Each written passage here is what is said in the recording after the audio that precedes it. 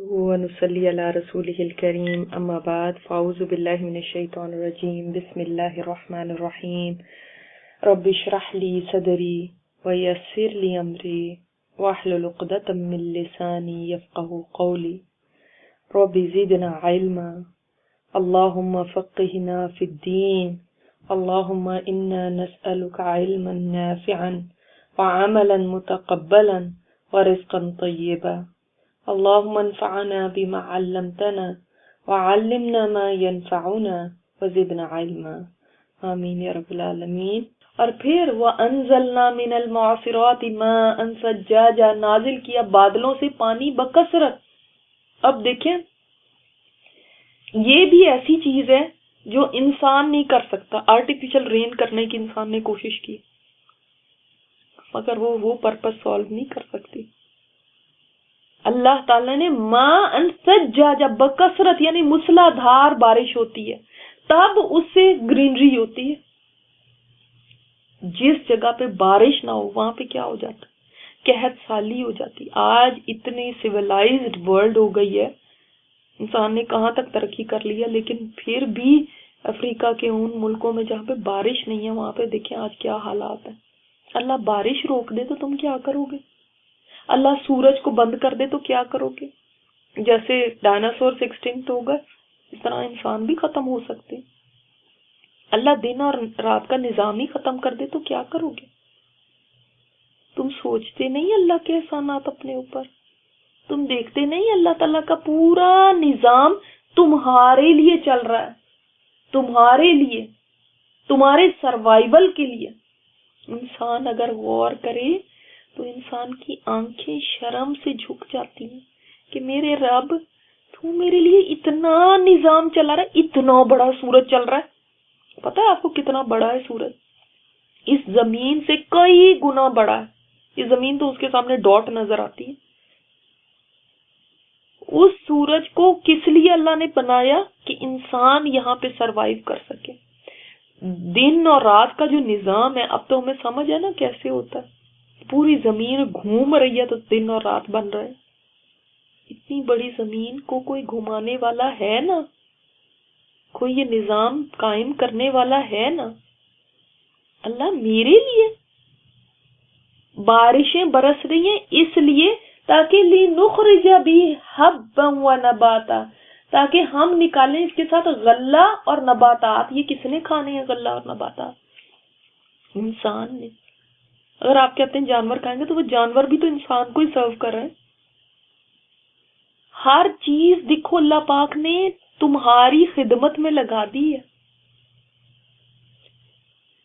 تو حب، غلہ، اناج، جتنے بھی اناج ہیں، گندم ہے، چاول ہے، دالیں ہیں، چنے، سب یہ اناج، اور نباتات جتنی بھی سبزیاں وغیرہ ہیں وہ سب اللہ نے تمہارے لیے نکالی۔ اور لِنُخْرِجَ، انبتا نہیں کہا، نباتات کے لیے تو انبتا ہونا چاہیے تھا کہ اگائیں، لیکن نخرجہ کہا گیا۔ کیوں؟ اس لیے کہ انسان تو بھی اسی طرح نکلے گا جیسے یہ نکلتے ہیں پودے زمین کے اندر سے، اس طرح تو بھی خارج ہوگا زمین سے۔ وَجَنَّاتٍ الْفَافًا، اور باغات لپٹے ہوئے لش گرین، جن کی شاخیں اتنی کثرت سے ہیں کہ ایک دوسرے میں گتھم گتھا ہو رہی ہیں، تاکہ یہ تمہیں یاد دلائیں کہ کوئی رب ہے جس نے ہمارے لیے یہ بنایا۔ جب آپ جاتے ہیں کہیں سیر کرنے کے لیے، اور آپ ظاہر ہے اکثر ہم ایسی جگہوں پہ جاتے ہیں جہاں گرینری ہوتی ہے، وہاں پہ دیکھیں تو سوچیں کہ اللہ نے چاہا ہے کہ اس کے ذریعے مجھے یاد دلائے کہ ایک جنت ہے جو اللہ تعالیٰ نے تیار کی ہوئی ہے۔ اگر اللہ یہ دنیا میں نہ دکھاتا تو ہمیں کہاں یہ ہمیں جنت کی باتیں بتاتے رہتے، تو ہمارے ذہن کے اندر آنا ہی نہیں تھا کہ وہ کیا چیز ہوتی ہے، درخت کیا ہیں، شاخیں اور سرسبز باغات کیا چیز ہوتے ہیں۔ اللہ تعالیٰ نے ایک جھلک بھی نہیں کہہ سکتے، اس کے ساتھ تو کوئی کمپیریزن ہے ہی نہیں، مگر ایک اس کی ہم نام سمجھ لیں ایک چیز یہاں پہ ہمیں دکھائی کہ اگر تمہیں یہ اتنی خوبصورت لگتی تو سوچو میری جنت کیسی ہوگی پھر۔ تو تمہارے لیے یہ باغات، اور یہ باغ بھی لگژری ہے نا، یہ تمہارے لیے اللہ تعالیٰ نے نکالے، اور حب اور نباتات ایک چیز نہیں تمہارے کھانے کے لیے، ملٹیپل چیزیں. حب میں بھی بہت ساری چیزیں آ جاتی، نباتات میں آپ ساری سبزیاں گن لیں، اور جنات باغات میں آپ دیکھ لیں جتنے فروٹس ہیں آپ کے. اور آنکھوں کی سودنگ بھی ہے اس میں، کتنے خوبصورت منظر لگتے ہیں باغوں کے. یہ سب کچھ تمہارے لیے کیا، کیا اس کے بعد وہ پوچھے گا نہیں کہ اس سب کو دیکھ کر تم نے پہچانا کہ یہ تمہیں کس نے دی ہے، یا پہچانا ہی نہیں، بس انہی میں کھو گئے؟ پھر اس سب کا ایک جوڑا ہے، یہ دنیا، اس کا ایک جوڑا آخرت ہے. اس کی بات اب کی گئی کہ دیکھو یہ سب اللہ نے بنایا تاکہ ایک دن تم سے سوال کرے، ان یوم الفصل کان میقاتا، ایک دن فیصلے کا ہے، اس کا ایک وقت مقرر ہے. تم کہتے ہو اچھا پھر آپ ہمیں دھمکیاں تو بہت دیتے ہیں کہ قیامت آئے گی، تو لے کر آئے نا قیامت. اور آج بھی لوگ سوچتے ہیں کہ قیامت کی اتنی باتیں ہیں، قیامت کا اتنا ذکر ہے، تو قیامت آتی کیوں نہیں؟ اتنے سال گزر گئے ہیں، کیوں نہیں آتی قیامت؟ تو اللہ تعالیٰ نے بتا دیا کان میقاتا، اس کا ایک وقت مقرر ہے، یعنی اور وہ کون سا ہے؟ فیصلے کا دن. فیصلہ کس میں کیا جائے گا؟ حق اور باطل کا فیصلہ ہو جائے گا، صحیح اور غلط کا فیصلہ ہو جائے گا، برائی اور بھلائی میں فیصلہ ہو جائے گا. یہ جتنے جھگڑے دنیا کے ہیں ان کا فیصلہ ہو جائے گا. فکر نہ کیا کریں یہاں پہ کہ ہائے میں تو حق پہ ہوں اور میری بات نہیں کسی نے سنی. آپ اگر حق پہ ہیں تو ایک دن فیصلہ ہو جانا ہے. یہ جتنے فرقے ہیں، ہر کوئی اپنے آپ کو کہتا ہے ہم ہی صحیح ہیں، فیصلہ ہو جائے گا.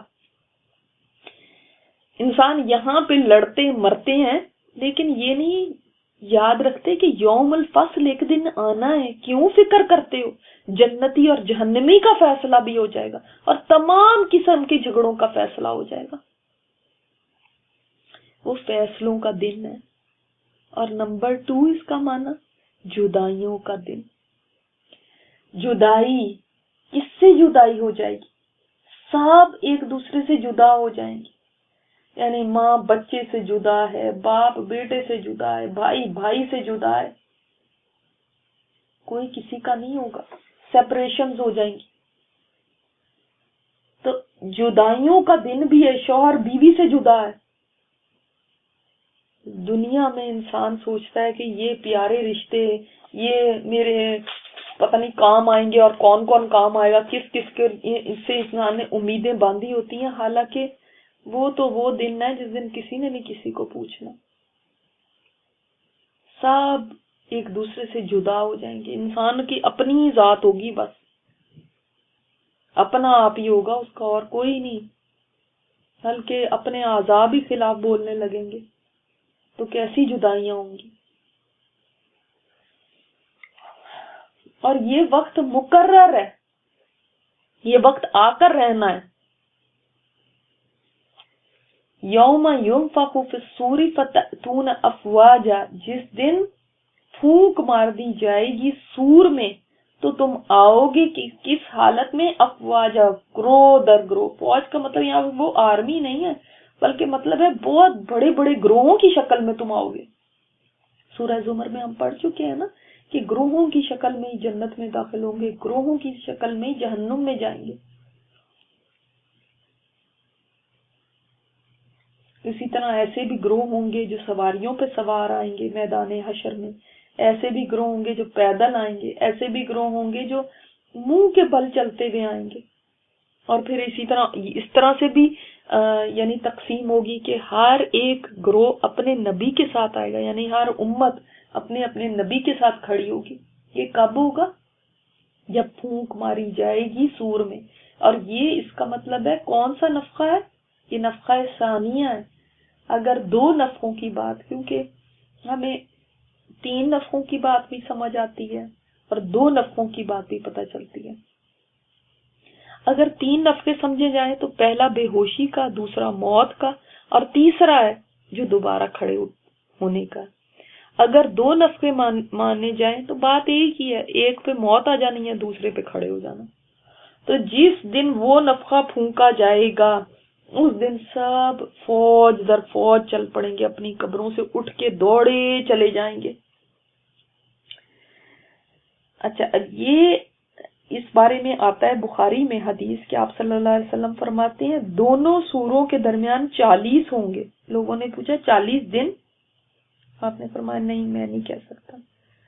پوچھا 40 مہینے؟ کہا مجھے خبر نہیں ہے۔ پوچھا 40 سال؟ کہا میں یہ بھی نہیں کہہ سکتا، پتہ نہیں کتنی مدت ہوگی، وہ 40 کی ہوگی۔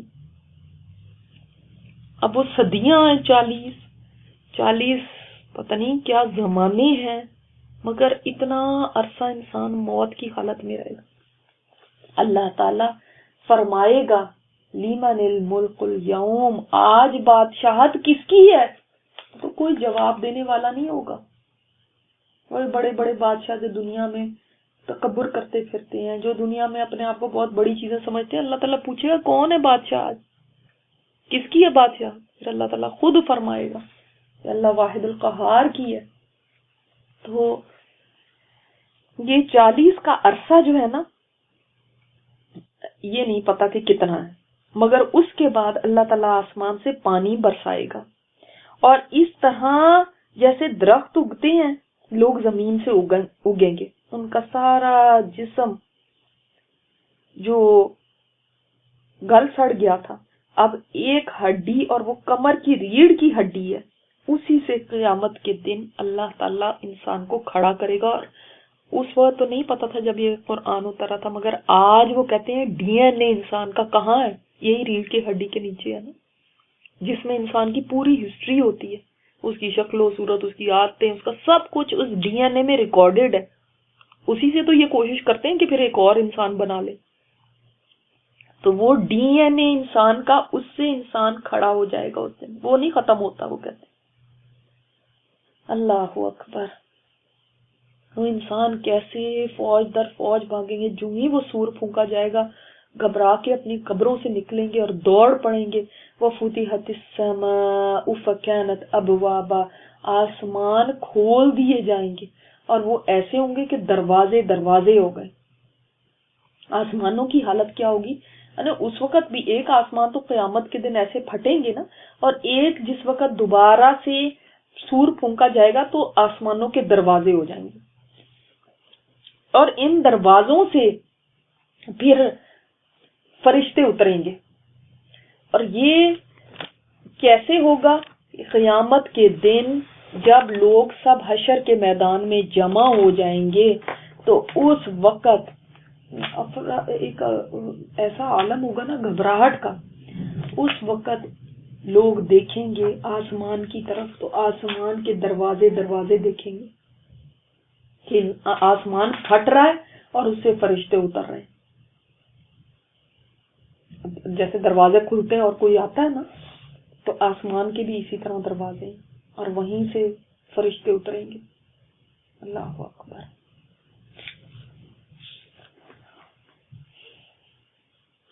آج دیکھیں آسمان میں کوئی شگاف نظر نہیں آتا۔ اللہ تعالیٰ نے بتا دیا کہ یہ جو بنینا فوقکم سبعا شدادا ہے نا، اتنی مضبوط چیز ہے، یہ بھی اس دن کیسے پھٹ جائے گی، اس کے دروازے ہو جائیں گے، اوپر کی سب چیزیں نظر آنے لگیں گی۔ وَسُيِّرَتِ الْجِبَالُ فَكَانَتْ سَرَابًا، قیامت جب قائم ہوگی تو چلا دیے جائیں گے پہاڑ، وہ ہوں گے ایسے جیسے سراب ہے۔ پہاڑ جیسی چیز کو انسان کبھی نہیں سوچ سکتا کہ وہ موو کرے۔ کبھی آپ بلڈنگ کو سوچ سکتے ہیں یہ موو کرے؟ نہیں ہوتی نا۔ لیکن اگر بلڈنگ گر جائے تو پھر دیکھیں گے کیسے ہوتا ہے، اسے ذرے ذرے ہو جاتے ہیں۔ پہاڑوں کا یہ حال ہوگا، پہاڑ چلیں گے، کیا مطلب؟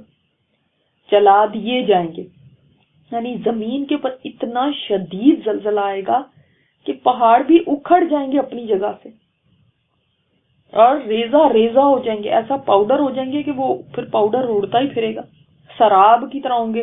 سراب کیسے ہوتا ہے کہ انسان سراب کو دیکھتا ہے، سوچتا ہے یہاں پہ پانی ہے تو وہاں پہ کچھ نہیں ہوتا، یعنی بالکل بے حقیقت ہو جائیں گے۔ سوچیں گے یہاں پہ پہاڑ ہے، جب وہاں پہنچیں گے تو ان پہاڑوں کا نام و نشان بھی نہیں ہوگا۔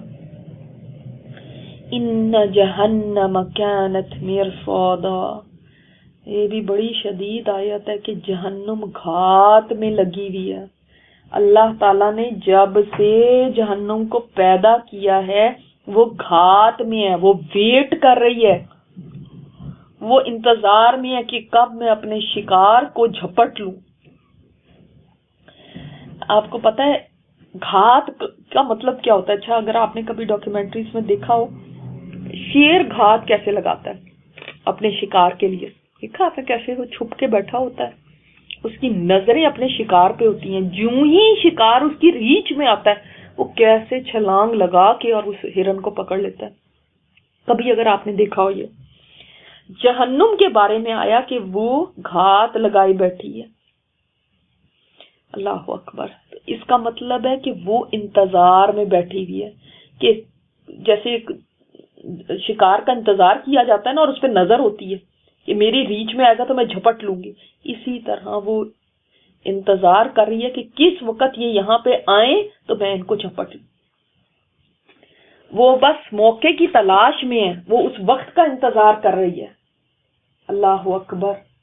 اللہ تعالیٰ نے اس کو ایسا بنایا ہے کہ وہ ان لوگوں کو برداشت نہیں کرے گی جو اللہ تعالیٰ کے نافرمان ہوں گے، اور سب کو کھانے کو تیار ہے. مرصاد، سب کو کھانے کو تیار ہے. وہ بیٹھی ہوئی کہ جو ہی انسان پل صراط کے اوپر آئے گا، اول تو پہلے میدان حشر میں جب سب لوگ جمع ہوں گے اور جہنم لائی جائے گی تو کس طرح سے اس کو لایا جائے گا کہ وہ چینڈ ہوگی، چینز میں اس کو باندھا ہوگا، کھلی نہیں چھوڑی ہوگی ورنہ وہ کسی کو بھی نہ چھوڑے، اور اس کو گھسیٹتے ہوئے لا رہے ہوں گے فرشتے. اب اللہ عالم وہ کیا منظر ہوگا، لیکن اس منظر کو دیکھ کر ہی وہ سین برداشت کے قابل نہیں ہوگا انسانوں کے لیے کہ وہ گھٹنوں کے بل گر جائیں گے اور نفسی نفسی کی پکار ہوگی پورے میدان محشر میں. وہ کتنی بڑی بلا ہوگی. وہ ایک لیونگ تھنگ ہے، ایسی کوئی ڈیڈ چیز نہیں کہ ہم جہنم کا پڑھتے ہیں تو جہنم کو نہیں، وہ ایک جیسے درندہ ہوتا ہے نا، اور وہ درندے کی طرح ایک زندہ چیز ہے، بولتی بھی ہے، غصہ بھی کرتی ہے، گھات میں بھی بیٹھی ہوئی ہے. اب اس کو جب لے کر آ رہے ہیں تو وہ آپے سے باہر ہو رہی ہوگی اور اس کا اتنا شور ہوگا، اتنا چنگھاڑنا ہوگا. ہم کبھی آپ کسی زو میں جائیں نا تو وہاں پہ اگر شیر ہی دھاڑے تو ایسے دل وہ ہو جاتا ہے کہ ہائی پتہ نہیں کھل کے ہی نہ آ جائے. اس کی دھاڑ میں بھی ایک خوف ہوتا ہے ہمارے لیے. تو یہ تو ایک چھوٹا سا جانور ہے. جہنم جب دھاڑے گی، چنگھاڑے مارے گی، چیخے گی، غصہ کرے گی، اور ایسے لگے گا کہ ابھی یہ چھوٹ کے ان کے ہاتھوں سے اور آ کے سب کو کھا لے گی. اور وہ 70,000 چینز میں اس کو باندھ کے لا رہے ہوں گے، اور ہر چین پہ 70,000 فرشتے ہوں گے. اور فرشتے کوئی انسانوں کی طرح تھوڑی ہیں، فرشتے کتنی طاقتور مخلوق ہے. پھر بھی وہ آپے سے باہر ہو رہی ہوگی. پھر لیکن وہاں پر وہ کسی کو ایسے شکار نہیں کر سکتی. وہ کب شکار کرے گی؟ جب لوگ پل صراط پہ سے گزر رہے ہوں گے. وہ پتہ ہے کہ جہنم کے اوپر ہی یہ صراط لگایا جائے گا، یہ پل ہوگا. چاہے کوئی نبی ہے، چاہے کوئی ولی ہے، چاہے کوئی کتنا بھی کوئی نیک ہے، سب کو پل صراط پہ سے گزرنا ہے، کیونکہ یہی راستہ ہے جنت میں جانے کا، اونلی وے، اور وہ ہے جہنم کے اوپر. اب لوگوں کو تو اس کے اوپر سے جانا ہے.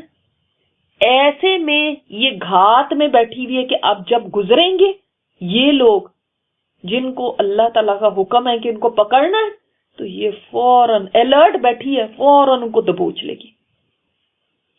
اور سوچیں پھر اسی لیے اس دن انسانوں کی حالتیں کیا ہوں گی کہ جب لوگ دیکھ رہے ہوں گے کہ ایسے پل جو بال سے زیادہ باریک ہے اور تلوار سے زیادہ تیز ہے، اس کے اوپر سے اگر گزرنا ہے مجھے، اور اپنے سامنے میں دیکھ رہی ہوں کہ لوگ گر رہے ہیں جہنم کے اندر، چیخو پکار ہے، اور جہنم اپنے شکار کو گھات میں اور اس کو پکڑ رہی ہے،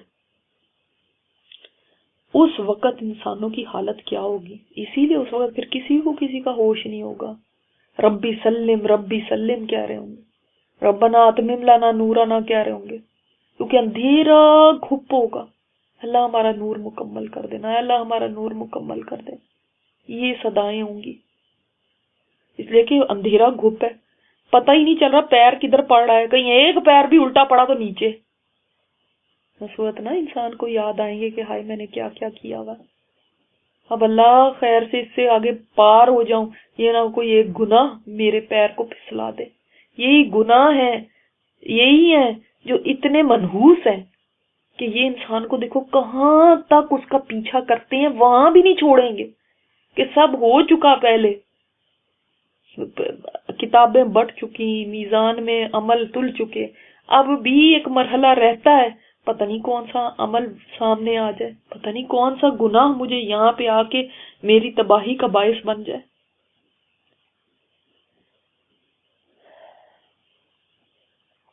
ابھی جو جہنم خاموش بیٹھی بھی ہے نا، وہ صرف انتظار کر رہی ہے، دیکھ رہی ہے، مگر یہ انسان کب پہنچے.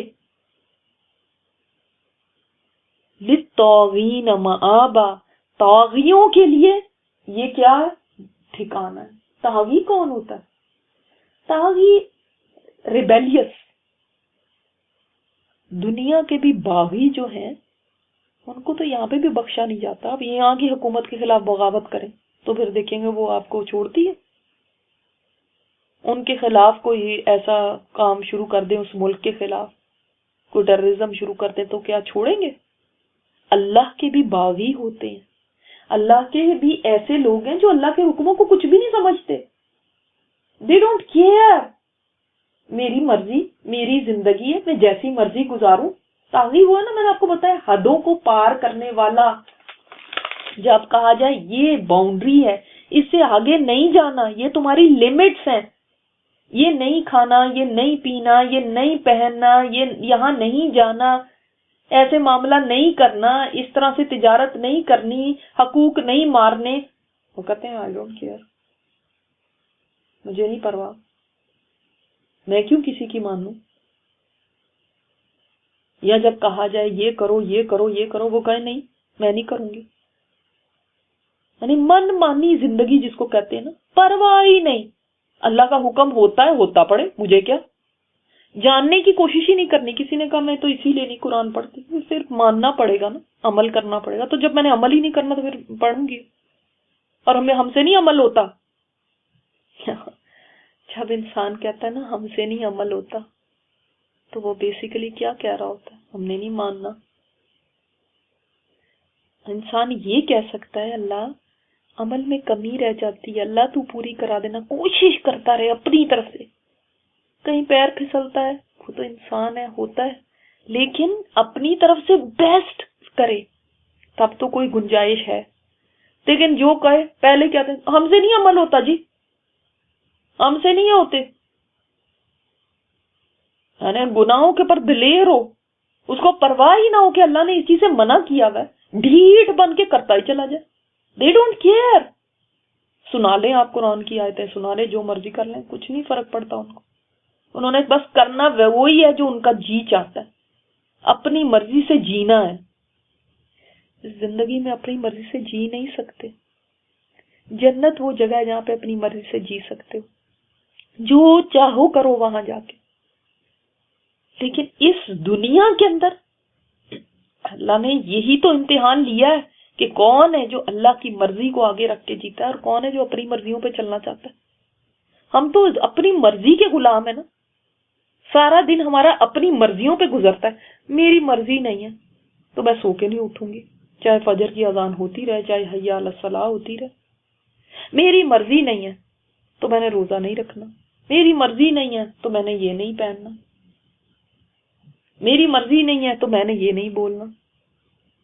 مرضی مرضی، یہ مرضیاں ہی تو انسان کو ڈبو دینے والی، یہی تو انسان کو طاغی بنا دیتی ہے، سرکش. یہ بس پھر انسان حدیں نہیں سمجھتا کہ کوئی حد ہے، اپنے آپ کو قابو نہیں کرتا، لمٹس میں نہیں رکھتا، کھلی چھٹی دی ہوئی اپنے آپ کو، مرضیاں کر لیں بس. اور سوچتے کیا ہے کچھ نہیں ہوتا، کچھ نہیں ہے، اللہ نے کوئی اتنا تو نہیں پکڑ لینا، اللہ تو غفور رحیم ہے، وہ تو ایسے کر دے گا، ہم بس اپنی مرضی سے زندگی گزاریں، اس نے تو معاف کرتے ہی رہنا. یہ کس نے کہا؟ یہ کہاں پہ قرآن میں لکھا ہے کہ آپ اپنی مرضیاں کریں؟ اللہ نے بتا دیا کہ جیسی چاہے زندگی گزارو، میرا کام معاف کر دینا، میں نے معاف کرتے رہنا۔ نہیں، ایسا تو کوئی نہیں ہے۔ سوچیں، اللہ تعالیٰ نے فرمایا ان کا مآب ہے، یہ ان کی فائنل ڈیسٹینیشن ہے، یہ یعنی یہاں سے کبھی بھی نہیں پھر کہیں جانا ہوگا، یہاں سے نہیں نکل سکیں گے۔ کسی کو پتا چل جائے کہ دشمن میرے لیے گھات میں بیٹھا ہوا ہے تو یہ بات ہی انسان کو کتنی خوف زدہ کر دیتی کہ پتہ نہیں جن لوگوں کی دشمنی ہوتی ہیں وہ کتنے کیئرفل رہتے ہیں، پتہ نہیں کہاں پہ حملہ نہ ہو جائے میرے اوپر، کوئی اٹیک نہ کر دے، ایسے نہ ہو جائے۔ اور جہنم کو بتایا تمہاری گھات میں بیٹھی اور انسان کو کوئی اثر ہی نہ ہو، وہ تو ویٹ کر رہی ہے۔ سبحانک اللہم و بحمدک، نشہد ان لا الہ الا انت، نستغفرک و نتوب الیک۔